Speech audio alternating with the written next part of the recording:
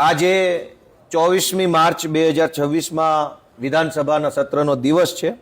આજે રાજ્યના નાણામંત્રીશ્રીએ વિનિયોગ વિધેયક રજૂ કર્યું, ગુજરાત સરકારના બજેટનું વિધેયક.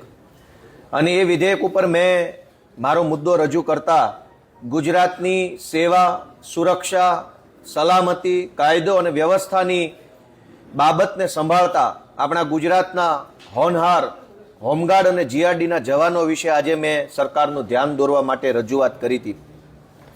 આપણા રાજ્યમાં હોમગાર્ડ જવાનો પોલીસ સાથે ખભે ખભો મિલાવી કામ કરે છે અને જીઆરડીના જવાનો પણ લગભગ પોલીસ જેટલું જ કામ કરે છે. કુદરતી આફત આવે, આંદોલનો, ધરણાઓ, રેલી, હુલ્લડ, કોઈ અન્ય ઘટના દુર્ઘટના બને, તહેવારો હોય ત્યારે ખૂબ મોટી સંખ્યામાં હોમગાર્ડના જવાનો અને જીઆરડીના જવાનો કાયદો, વ્યવસ્થા અને સલામતીની બાબતને સંભાળે છે. પરંતુ અત્યંત દુઃખ સાથે મેં સરકારને વિધાનસભાની અંદર ધ્યાન દોર્યું કે જે હોમગાર્ડના જવાનો ગુજરાતની સુરક્ષા સંભાળે છે, પોલીસ જેટલું જ પોલીસ સાથે મળીને પોલીસ જેટલા જ કલાક કામ કરે છે, એને માત્ર 300-350 રૂપિયા પગાર આપવામાં આવે છે રોજનો. અને એ પણ 30 દિવસ માટે નહીં, જેટલા દિવસ એને કામે બોલાવે એટલા જ દિવસનો પગાર. જીઆરડી જવાનોને પણ 200 રૂપિયા રોજ આપવામાં આવે છે. 200 રૂપિયા તો હવે ખેતી મજૂરીમાં નથી હાલતું. ખેતી મજૂરી જેવી કામ કરવાનું હોય એમાં પણ 500-600 રૂપિયા રોજ આપવામાં આવે છે રોજી રોટી માટે. સરકાર પોતે યુનિફોર્મ આપે છે, ભારતની રાષ્ટ્રીય ચિહ્ન, રાષ્ટ્રીય મુદ્રા એની ટોપી પર લાગે, બેલ્ટ ઉપર લાગે. અને એની ઇજ્જત શું? ભારતની રાષ્ટ્રીય મુદ્રા આગળ 3 સિંહો દેખાય છે, 4 સિંહો વાળું જે અશોક ચિહ્ન છે એ જેની ટોપી પર લગાયેલું છે એ માણસનો પગાર 200 રૂપિયા.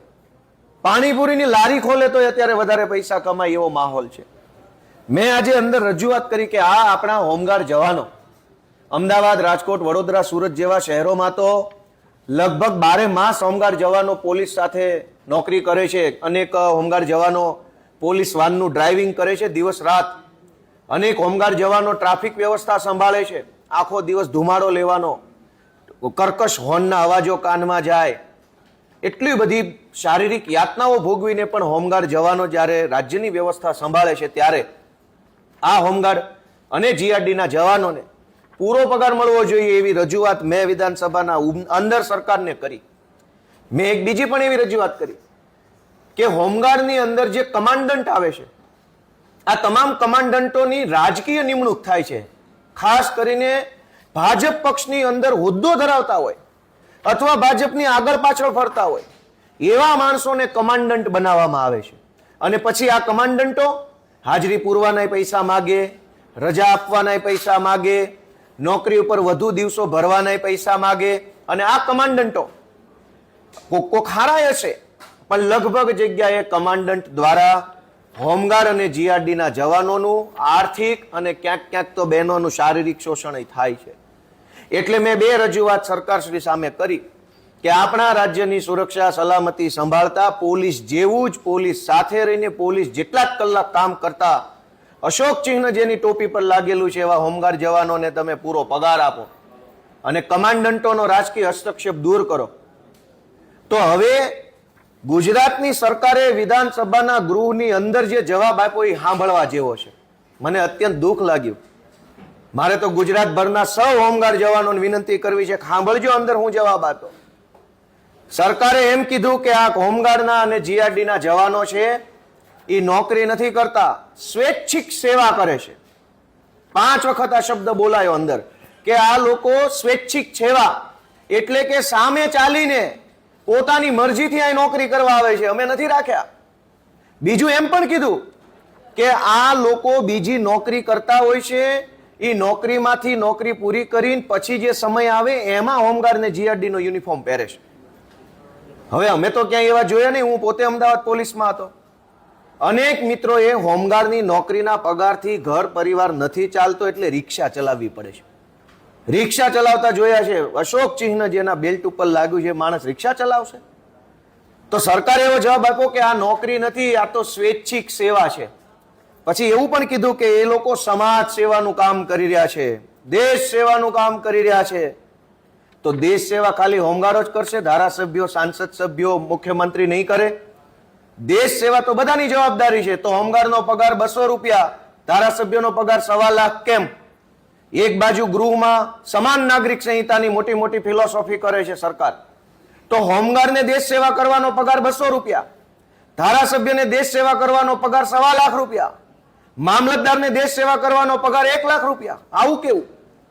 યુસીસી ના નામે નાટક નખરા કરનારા ભાજપના લોકોના મોઢા પર આ તમાચો છે. આજે જે ચર્ચા થઈ કે તમે હોમગાર્ડ જવાનોનું શોષણ કરો છો, એને લૂંટી લ્યો છો, એનો પરિવારનું પણ ભરણ પોષણ ન થાય એવું હાવ મામૂલી 200 રૂપિયાનું વેતન આપો છો, ઉપરથી એમ કહો છો કે આ લોકો સમાજ સેવા કરે છે, સ્વૈચ્છિક આવેલા છે.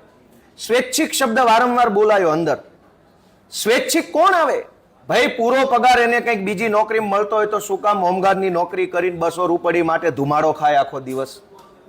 નથી ક્યાંય કમાણીની વ્યવસ્થા, એટલે લાચારી વશ હોમગાર્ડમાં કદાચ આવે તો તમે ત્યાં એનું શોષણ કરો છો. એટલે આજે ગુજરાતના હોમગાર્ડ જવાનો અને જીઆરડી જવાનોને પૂરો પગાર આપવામાં આવે એવી મેં રજૂઆત કરી છે. ગોપાલભાઈ, તો લાગે છે 200 મળે છે અત્યારે, કેટલા મળવા જોઈએ જીઆરડી અને હોમગાર્ડ? સરકારે લઘુત્તમ વેતનનો કાયદો ઓલરેડી બનાવ્યો જ છે ભારતની સરકારે, અને એ લઘુત્તમ વેતનના કાયદા પ્રમાણે એક દિવસના ઓછામાં ઓછા કેટલા રૂપિયા મળવા જોઈએ એની ગણતરીનું કેલ્ક્યુલેશન ચાર્ટ પણ સરકારે બનાવ્યો છે. 200 રૂપિયામાં તો આજકાલ શું આવે છે? એક સારા સિનેમાની ટિકિટ 200માં નથી આવતી. 200 રૂપિયામાં તો અહીંયા અમદાવાદથી વિસાવદર નથી જઈ શકાતું.